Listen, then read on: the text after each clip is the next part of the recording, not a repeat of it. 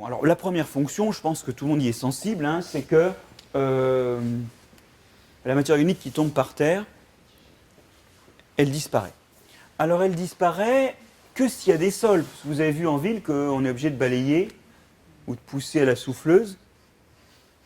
J'étais à Avignon cette semaine, c'était marrant, il y avait du vent un peu comme moins que ça, mais il y avait du vent comme ça, et il y avait quand même des mecs qui essayaient de nettoyer le grand parking de la gare TGV avec une souffleuse. Bon. Alors, heureusement pour l'ONF, d'ailleurs, on ne balaye pas la forêt. C'est-à-dire, vous ne balayez pas vos champs et vos exploitations. Hein. Pourquoi? Parce qu'il y a le sol. Alors, il faut se dire qu'il tombe beaucoup de matière organique sur le sol. Je ne sais pas si vous avez une idée de la quantité de matière organique qui tombe sur... Allez, on va prendre un sol forestier parce que là, ça se mesure bien. Qu'est-ce qui tombe chaque année, disons à l'hectare? Vous êtes fort là. Mais 4 à 5 tonnes, oui. Ça, c'est pour des forêts tempérées ou tropicales. Alors, vous allez me dire, oui, mais dans les champs, il tombe moins. Alors, il faut voir. Dans une pâture pas trop pâturée, il tombe plus. Oui, oui. Enfin, entre ce qui tombe et ce qui est brouté, ça fait plus. Ben oui, parce que si les sols forestiers étaient plus productifs que les sols de pâture, il y a longtemps qu'on aurait laissé la forêt pousser dans les pâtures et mis les vaches dans les forêts. Vous y êtes?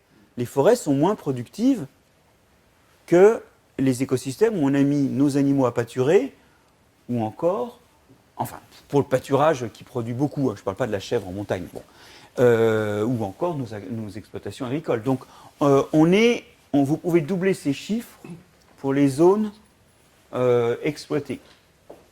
Sachant que dans les zones exploitées, il y a une partie qui ne tombe pas au sol, mais qui est récoltée. Ok, alors ça disparaît dans le sol, et il y a notamment des choses qui sont capables de faire disparaître ça, c'est les champignons. Vous savez que dans la matière organique qui tombe au sol, il y a énormément de lignine. La lignine, c'est ce rigidifiant des nervures pour les plantes non ligneuses, et puis aussi des troncs et des branches. Alors la lignine, hein, c'est une histoire de 900 milliards de tonnes par an produites, qui correspondent à 900 milliards de tonnes par an dégradées à l'échelle globale. C'est quand même un gros flux de matière. Bon. Et qui fait ça? Eh bien, il n'y a que les champignons qui savent faire ça. Détruire la lignine, il n'y a que les champignons qui savent faire ça. Vous avez peut-être déjà vu du bois, vous savez, qui pourrit en forêt et qui devient tout blanc et mou. Ben, qu'est-ce qui est blanc et mou? Qu'est-ce qui reste, en fait, du bois à ce moment-là? Oui, la cellulose, ce dont on fait le papier, qui est du bois délignifié. D'ailleurs, il y a des procédés qui sont brevetés, mais on continue à faire du papier par des méthodes chimiques. Mais il y a des moyens de faire du papier avec juste des champignons qui bouffent la lignine. Bon, donc vous voyez, il reste un truc blanc et mou qui est de la cellulose, et la lignine, c'est un truc que détruisent que les champignons. Or, c'est, bon an, mal an, un tiers de la biomasse, quoi. Alors, un peu moins si c'est des feuilles qui tombent par terre dans une pâture que dans une forêt. Mais vous y êtes, donc ça c'est un truc important, c'est que la dégradation de la matière organique, c'est une histoire de microbes, ouais, et il y a des microbes comme les champignons qui sont qui sont les seuls à faire une des opérations. Et si on ne faisait pas ça, très rapidement on serait envahi de lignine. Donc il y a ce côté recyclage. Alors, est-ce que c'est important de recycler les déchets? Oui. Carrément. Vous avez déjà vu ça dans des prairies? Alors, c'est peut-être pas très marqué, là. Des cercles ou des arcs de cercle, un petit peu. Ouais. Qu'est-ce que c'est? C'est des rondes de sorcières. Oui, c'est ça. À la saison, en fait, à cet endroit-là, vous voyez que l'herbe est un tout petit peu plus verte, et vous trouvez des petits champignons. Vous voyez quand même que l'herbe est plus verte, là, c'est clair? Même si c'est pas très contrasté. Bon, alors, cette histoire-là, où on a de l'herbe plus verte, hein, c'est l'endroit où sont les champignons. En gros, ils ont commencé à se développer là, puis ils mangent la matière organique. Donc, ils grandissent vers l'extérieur. Quand ils ont mangé la matière organique, ils meurent. Donc, il n'y a plus de champignons au milieu parce qu'il n'y a plus rien à manger. Et ils continuent à grandir vers l'extérieur. Et là où ils sont, c'est là où... Ils sont microscopiques, hein, mais de temps à autre, ils font pousser cette espèce de partie charnue. Ça, c'est des rosés, c'est des mousserons, donc ça, en plus, ça se mange. Hein. Ces parties charnues, où ils produisent leurs spores pour aller coloniser d'autres endroits, mais ça, c'est des organes reproducteurs. Ce qui compte, c'est que j'ai mon champignon qui est tout le temps dans le sol, et j'ai mon herbe qui est plus verte. Et ça fait que les rondes sorcières, à l'automne, vous voyez les petits champignons comme ça, mais si vous regardez dans le paysage, et pour voir ça, il faut des paysages non labourés. Donc là, ici, c'est un peu chaud, hein. Mais si vous êtes dans des régions de pâturage, dans les pâtures, au printemps, vous voyez les arcs de cercle ou les cercles entiers qui sont verts. Et ce qui est important, ce que j'essaie de vous dire là-dedans, c'est que d'abord, vous voyez que les champignons, ça peut être grand, parce qu'un individu, ça peut faire un arc de cercle énorme. Et pour arriver à cette taille-là, il faut plusieurs années de croissance, donc en plus, c'est longévif. Enfin, bon, ce qui est intéressant, hein, je sais que ça intéresse plus le mycologue qu'autre chose, mais c'est que vous avez la forme d'un champignon, là. Un champignon, c'est un machin qui peut mesurer 10-15 mètres de diamètre. OK ? Alors évidemment, il n'est pas au milieu du diamètre, hein, il est juste à la périphérie.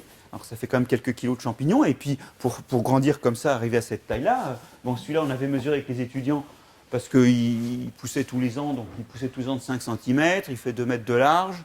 Donc, 5 cm de chaque côté, ça fait 10 cm par an de diamètre. Pour 200 cm, ça a 20 ans, ça. Oui, ça peut être vieux, ça peut être grand. Mais ce qui m'intéresse surtout, moi, c'est que pourquoi est-ce que l'herbe pousse mieux, notamment au printemps, où le mycélium, la partie souterraine, est active ? Mais voilà, il attaque la matière organique, et puis il est comme vous et moi, quoi. Il y a une partie de cette matière organique qui lui sert à faire du champignon, donc ça, l'azote et le phosphate en question devient de l'azote et du phosphate de champignon, mais il y a une autre partie de la matière organique qu'il utilise pour faire de l'énergie. Il la brûle. Et il bazarde les cendres. C'est quoi les cendres ? C'est du CO2, c'est du phosphate, c'est de l'azote, du nitrate ou de l'ammoniac dans ce cas-là. Vous bazardez ça aussi sous forme de CO2 par la respiration et sous forme d'azote et de phosphate dans l'urine. Le champignon, il fait comme vous. Les molécules qui brûlent, il rejette les déchets. Et les déchets, c'est du CO2, c'est du phosphate, c'est du nitrate. Et ça veut dire qu'en fait, cette activité, bien sûr, elle décompose la matière organique, mais elle libère ce qui demain va permettre la photosynthèse des plantes. Les sels minéraux d'un côté, puis aussi du CO2. Et alors ça, c'est important parce que ça résout le paradoxe que tu mentionnais au début. C'est qu'effectivement, la matière organique, c'est de l'azote et du phosphate à long terme. Et donc quand vous en mettez, vous n'obtenez pas le même effet que quand vous mettez immédiatement la forme minérale. Et donc dans l'histoire, ce qui s'est passé malheureusement, c'est que l'efficacité de l'ajout des formes minérales nous a fait oublier que l'ajout de matière organique, outre les autres propriétés de la matière organique dans les sols, ça permettait aussi, par le biais de la vie des sols, mais lentement, de relarguer de la matière organique, de l'azote, du phosphate et des choses comme ça. Donc finalement, le débat a été tranché un peu rapidement. Et aujourd'hui, on sait qu'on pourrait faire la même chose avec de la matière organique. C'est peut-être plus difficile à piloter, mais on peut faire la même chose que l'apport d'engrais minéraux. Et je termine par une citation quand même qui est intéressante à lire, parce que vous avez trouvé peut-être vous-même qui l'a écrit. C'est un auteur du 19e qui écrit « Si les êtres microscopiques disparaissaient de notre globe, la surface de la Terre serait encombrée de matière morte et de cadavres en tout genre, animaux et végétaux. » Bon, surtout végétaux, en quantité. Les animaux, c'est 5 à 10% grand maximum de la biomasse des écosystèmes. Sans eux, sans ces êtres microscopiques, la vie deviendrait impossible, parce que l'œuvre de la mort serait incomplète. C'est joli, hein ? Alors, qui a écrit ça ? Ça pourrait être Darwin, parce que Darwin a écrit beaucoup de choses inspirantes. C'est pas Darwin, c'est écrit en français, dans le texte. C'est Pasteur. Parce que Pasteur, il a une vision des microbes beaucoup plus large que les pasteuriens qui lui succéderont et qui feront des microbes uniquement une source de maladie. Pasteur écrit par ailleurs que la vie des plantes serait impossible sans microbes. Donc Pasteur, lui, avait une vision un peu plus englobante. Et c'est cette première idée, les microbes, c'est eux qui font la décomposition. Et la décomposition, c'est le début de la recomposition. Alors, deuxième rôle des microbes, c'est un rôle beaucoup plus inattendu.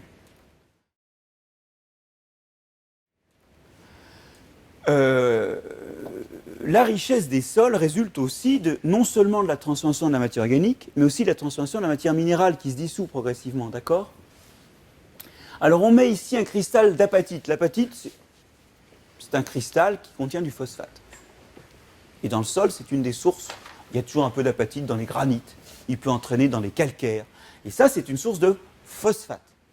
Et on le met à tremper dans de l'eau pendant le même temps, je ne sais plus quel temps, soit de l'eau tout court, soit de l'eau avec des microbes qu'on a rajoutés en les extrayant du sol. Vous voyez que quand ça trempe dans l'eau, il y a une dissolution légère mais homogène, ce qui fait que la surface, elle reste lisse.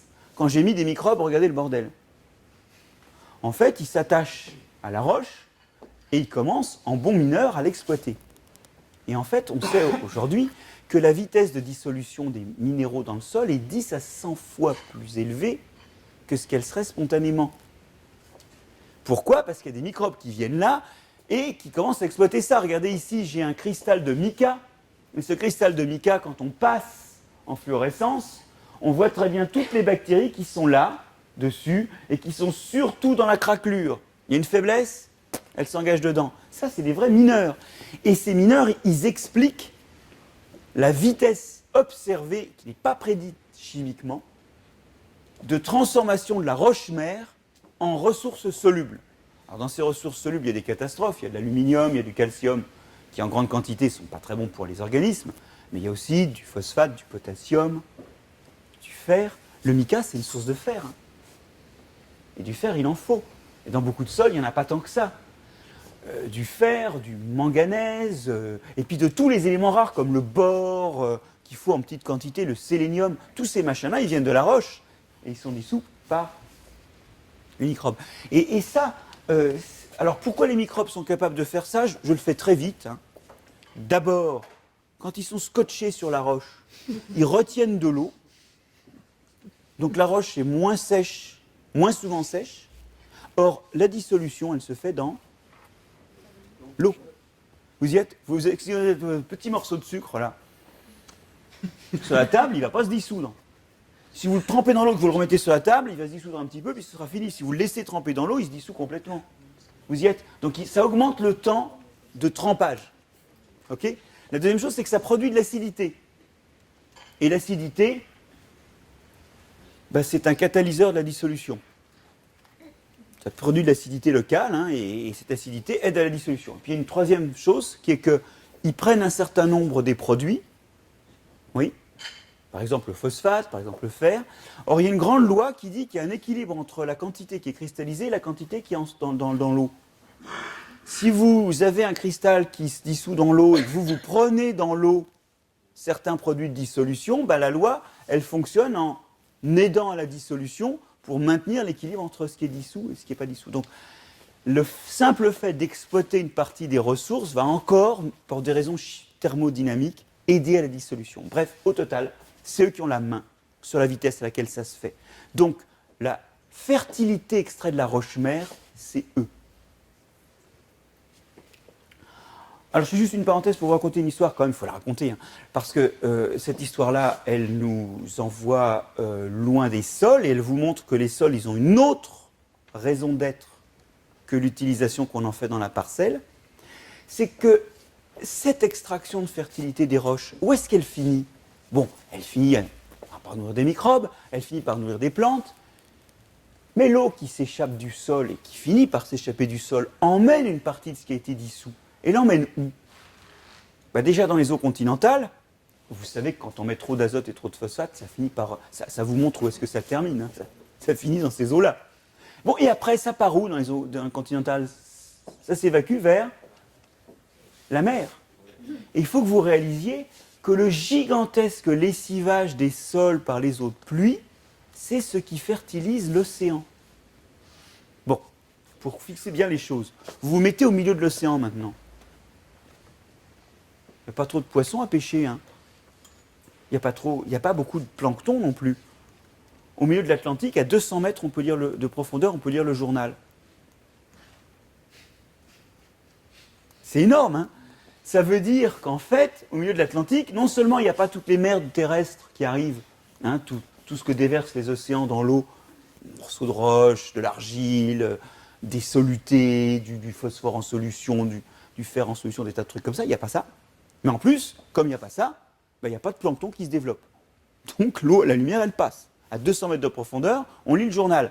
Essayer de lire un journal à 10 mètres de profondeur sur la côte bretonne, non. Pourquoi ? Parce qu'il y a des tas d'apports qui viennent des sols, Et ça fait proliférer tout un tas de plancton. Et comme il y a du plancton, il y a des micro-crevettes qui bouffent du plancton. Et comme il y a des micro-crevettes qui bouffent du plancton, il y a des micro-crevettes, des plus grosses micro-crevettes qui bouffent ces micro-crevettes.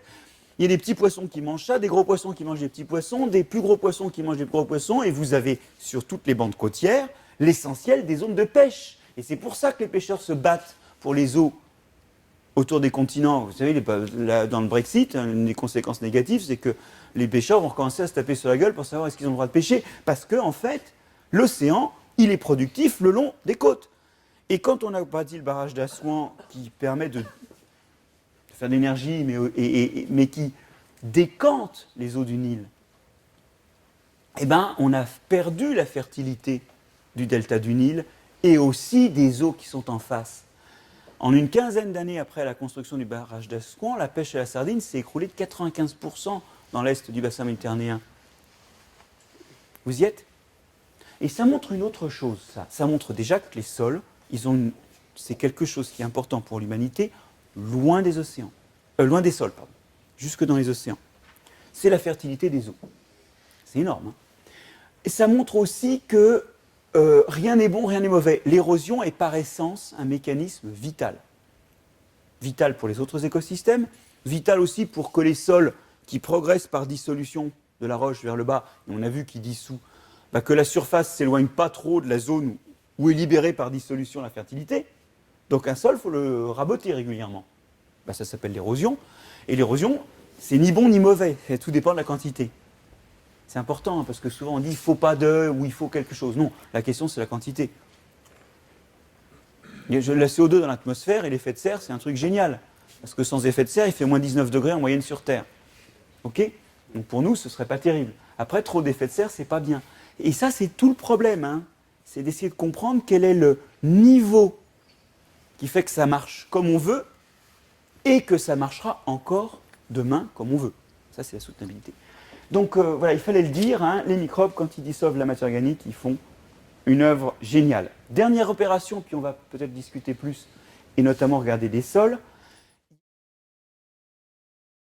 Il y a un truc qui ne s'est pas encore passé dans mon sol. Les mécanismes que j'ai dit, qui montrent que dans le sol, j'ai de la pierre en devenir et de la matière organique en devenir, il me manque un dernier épisode. Parce que sur la roche, il y a un matériau que vous n'aurez jamais dans les sols. Si vous avez juste la roche pour faire le sol, et la photosynthèse des plantes pour amener du matière organique, il y a un élément qui va manquer. Lequel? Le carbone, non, parce qu'on peut imaginer, j'ai imaginé que j'avais une plante qui faisait la photosynthèse, donc il va tomber du... Mais vous allez voir qu'elle ne peut pas le faire, vu que cet élément, il faut qu'il soit dans le sol. Il y a un truc qui n'existe pas dans la roche. L'eau, mais c'est vrai, mais on peut mettre qu'il y a de la pluie dans mon histoire, donc je rajoute la pluie. Oui, mais il faut le retrouver, mais je suis sûr que vous le savez, parce que quand vous allez voir l'élément, vous allez dire, oui, ça c'est clair. Il y a un truc qui n'est pas dans les roches. Il y a un truc qui n'est pas dans la roche, et qui ne peut pas venir de la dissolution des roches. L'argile, il est dans les roches. Mais oui, l'azote. L'azote, vous n'en avez pas dans les roches. D'où vient l'azote qui, à un moment, va se trouver dans le sol entre des formes minérales et des formes dans la plante, et puis qui va tourner entre les deux, hein, entre captation par les champignons mycorhiziens et la plante, formation de matière organique, et relibération dans le sol, puis minéralisation, relargage de nitrate et d'ammonium. Qu'est-ce qui me manque? L'azote. L'azote, lui, il ne peut pas venir du sol. Donc il vient de l'air. Et il vient de fixateurs d'azote. Alors, je ne sais pas, il pleut moins là, hein, mais je ne sais pas s'il y en a là. Voilà, on cherche ça. Il y en a plein par terre, hein, mais simplement il faut les trouver. Bon, regardez, vous connaissez ces gels là? Voilà, là, je l'ai trouvé dans les gravats. Il y a ça souvent sur les parkings. Vous voyez ces espèces de gel? Puis quand il fait sec, ça fait une espèce de croûte toute noire. Je vais vous dire ce que c'est, mais je vais vous le dire à l'intérieur. Ces gels-là, c'est ce qu'on appelle des nostocs. Et en français, c'est la seule bactérie que je connaisse qui a un nom en français. Ça s'appelle des crachats de lune. Pourquoi? Parce que souvent c'est sec, donc ça fait une espèce de croûtasse toute noire qu'on ne voit pas. Puis le matin, avec la rosée, ça a grossi et c'est comme si la lune avait craché pendant la nuit. on fait une espèce de... Voilà. Alors ça, c'est un exemple visible de ce grand groupe de bactéries qu'on appelle les cyanobactéries. Les cyanobactéries, elles sont vertes, elles font de la photosynthèse, mais pas que.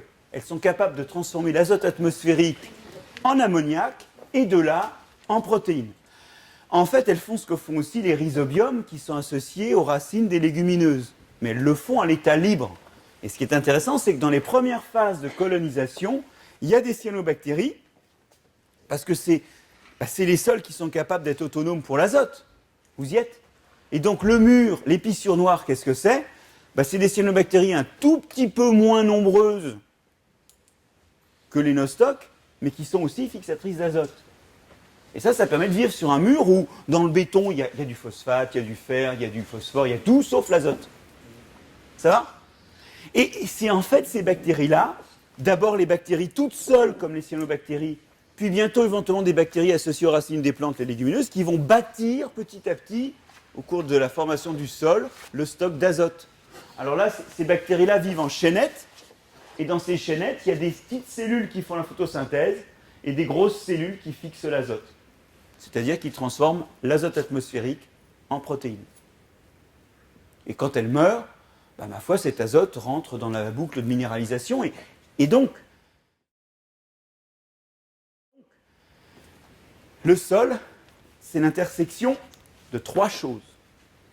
De la matière organique en devenir, de la matière minérale en devenir, et finalement de l'atmosphère qui se trouve modifiée, qui est en devenir. Et ce que j'appelle en devenir, c'est que c'est manipulé par les micro-organismes. Alors là, arrivé ici, je vous ai montré qu'il y a des diversités de fonctions, comme s'attaquer à la matière organique, s'attaquer à la roche, s'attaquer aux ressources de l'air, et que quelque part, il y a aussi dans les sols une diversité fonctionnelle, et que c'est toutes ces fonctions qui font que les composants ordinaires du sol sont là. Or, ces composants ordinaires, c'est ce dont, en définitive, la plante aura besoin.